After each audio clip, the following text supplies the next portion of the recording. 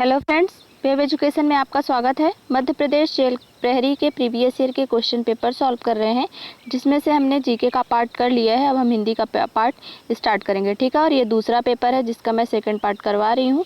तो चलिए स्टार्ट करते हैं, ठीक है। पहला प्रश्न है, पहाड़ के लिए सही पर्यायवाची वाले शब्दों की पंक्ति को चुनिए, ठीक है। तो पहाड़ की पर्यायवाची क्या होती है? तो इसका आंसर होगा ऑप्शन नंबर 2, पर्वत, अचल और गिरी, ठीक है। इसका आंसर होगा ऑप्शन नंबर 2, पर्वत, अचल और गिर पहाड़ की पर्यायवाची हो जाएगा, ठीक है। अगला देखते हैं क्वेश्चन नंबर 2। क्वेश्चन नंबर 2 है, अक्ल पर पत्थर पड़ना, ठीक है। मुहावरे का अर्थ निम्न विकल्पों में से कौन सा है? तो अक्ल पर पत्थर पड़ना का मुहावरा होगा बुद्धि नष्ट होना, ठीक है। इसका आंसर होगा ऑप्शन नंबर 4, बुद्धि नष्ट होना, ठीक है। अगला देखते हैं।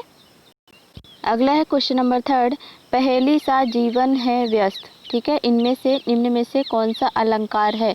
तो हमें अलंकार फाइंड करके बताना है कि इसमें कौन सा अलंकार है। पहेली सा जीवन है व्यस्त, ठीक है। तो इसका आंसर होगा ऑप्शन नंबर 2, उपमा अलंकार, ठीक है। अब कैसे होगा उपमा अलंकार, मैं आपको ट्रिक बताती हूँ इसका। जिस भी पंक्ति में सा, से, सी, सम, सरस ये सब आए वो उपमा अलंकार का एग्जाम्पल होता है, ठीक है। तो आप इससे फाइंड कर लेंगे, पंक्ति में अगर सा, से, सी, सम, सरस अगर ये सब आते हैं तो उपमा अलंकार का वो उदाहरण होता है, ठीक है। तो इसको ध्यान में रखिएगा। इसका आंसर होगा ऑप्शन नंबर 2, उपमा अलंकार। अगर आपको अलंकार पढ़ना है तो मैं ऑलरेडी वीडियो बना चुकी हूँ, आप चैनल में जाके वहाँ से पढ़ सकते हैं, ठीक है। चलिए अगला क्वेश्चन देखते हैं। क्वेश्चन नंबर है 4, आव प्रत्यय से बना शब्द निम्न में से कौन सा है? तो इसमें जो ऑप्शन दिए हैं इसमें हमें फाइंड करना है कि आव प्रत्यय किसमें निकल रहा है। तो इसका आंसर होगा ऑप्शन नंबर 1, पड़ाव, ठीक है। इसका आंसर होगा ऑप्शन नंबर 1। अगला देखते हैं। अगला है क्वेश्चन नंबर 5, एहतियात का निम्न में से कौन सा सही विलोम शब्द है? तो एहतियात का विलोम शब्द बताना है हमें। तो इसका आंसर होगा ऑप्शन नंबर 4, लापरवाही, ठीक है। एहतियात का विलोम शब्द होता है लापरवाही, ठीक है। अगला देखते हैं क्वेश्चन नंबर 6। क्वेश्चन नंबर 6 है, परिणाम के लिए सही संधि विच्छेद को चुनिए, ठीक है। परिणाम के लिए सही संधि विच्छेद को चुनिए। तो परिणाम का हमें संधि विच्छेद करना है, ठीक है। तो इसका आंसर होगा ऑप्शन नंबर 3, परि प्लस नाम, ठीक है। परि प्लस नाम। तो इसका आंसर होगा ऑप्शन नंबर 3।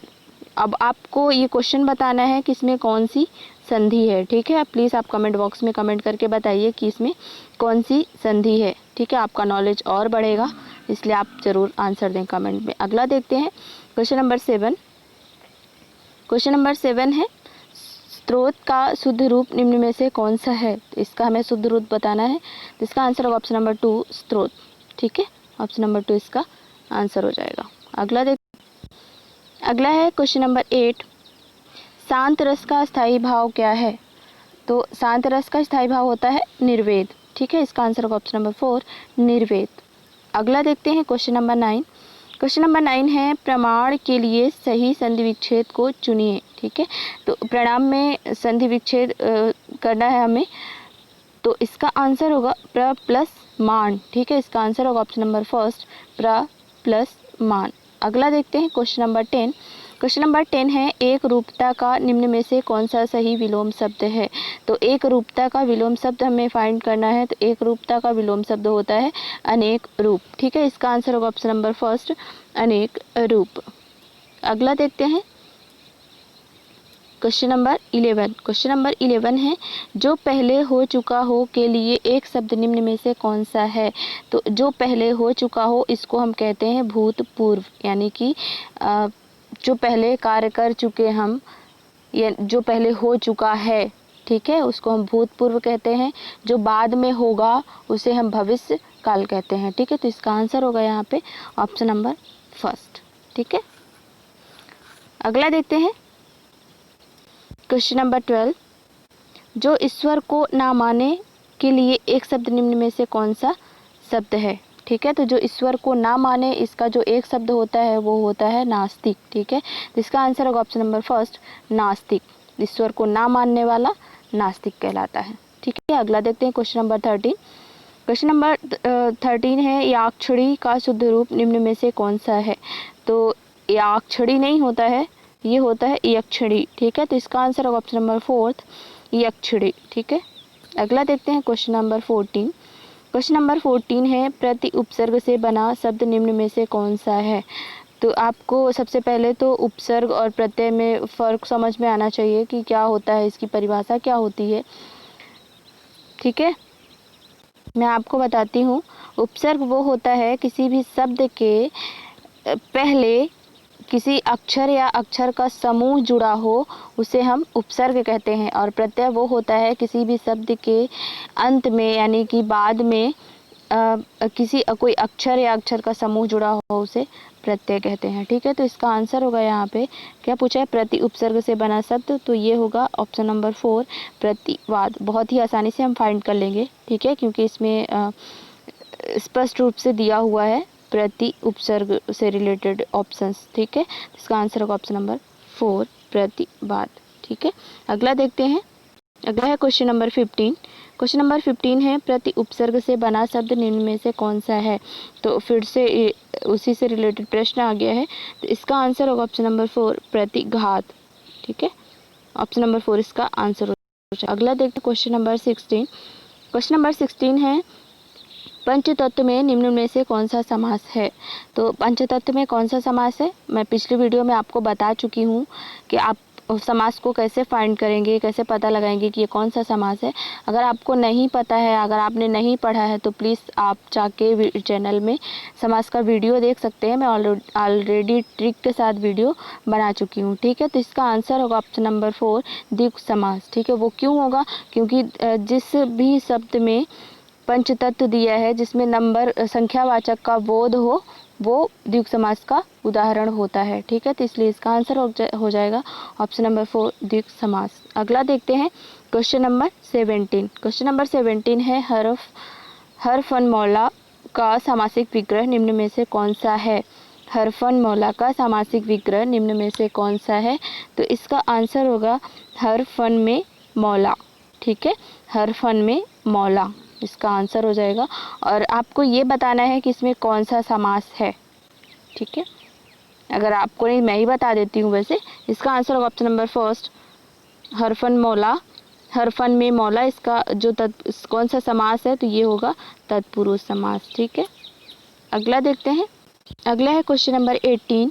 नदी के लिए सही पर्यायवाची वाले शब्दों की पंक्ति को चुनिए। ठीक है, यहाँ पे हमें नदी की पर्यायवाची बताना है कि कौन कौन से हैं।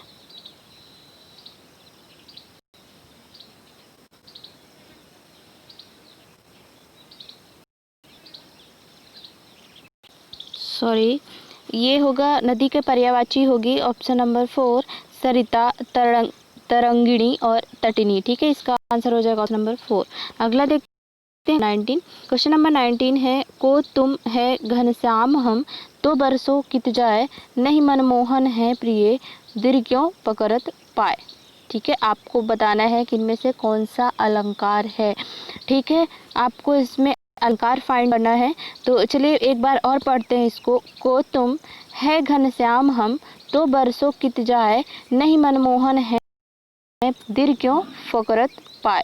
ठीक है, तो इसका आंसर होगा ऑप्शन नंबर 3 वक्रोक्ति अलंकार। ठीक है, अब हम देखेंगे वक्रोक्ति अलंकार क्या होता है।